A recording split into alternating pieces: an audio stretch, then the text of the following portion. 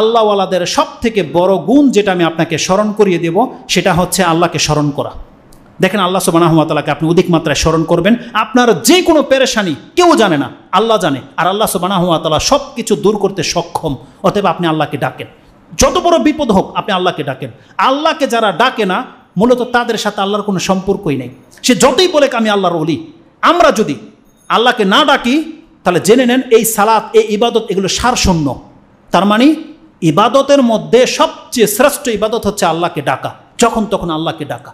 আপনি আল্লাহকে ডাকেন মানে আপনি আল্লাহর গোলাম, এটা প্রমাণ হচ্ছে। কিন্তু আপনি যদি না ডাকেন তার মানে আপনি যেমন আপনার পার্টনার আরেকজন ব্যবসায়ীর কাছে কোনো কিছু হেল্প নেন না, তার মানে কি আপনি তার সমকক্ষ, তার মতন আপনিও গনি মানে স্বাবলম্বী।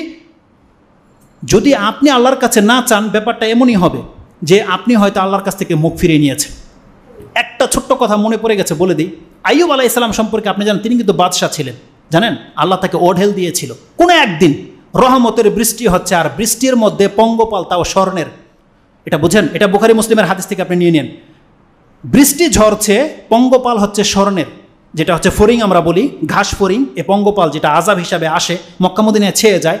গোসল করছেন কাপড় রেখে, বৃষ্টি ঝরছে বা কাপড় ছিল, যখন বৃষ্টি ঝরছে পঙ্গপাল তিনি তার কাপড় খুলে ওই পঙ্গপাল নিচ্ছে তার জামাতে। আল্লাহর পক্ষ থেকে ওহী চলে আসছে যে আইয়ুব, আমি কি তোমাকে অমুখাপেক্ষী করিনি, তোমার তো এই ফড়িং টোকানোর দরকার নাই।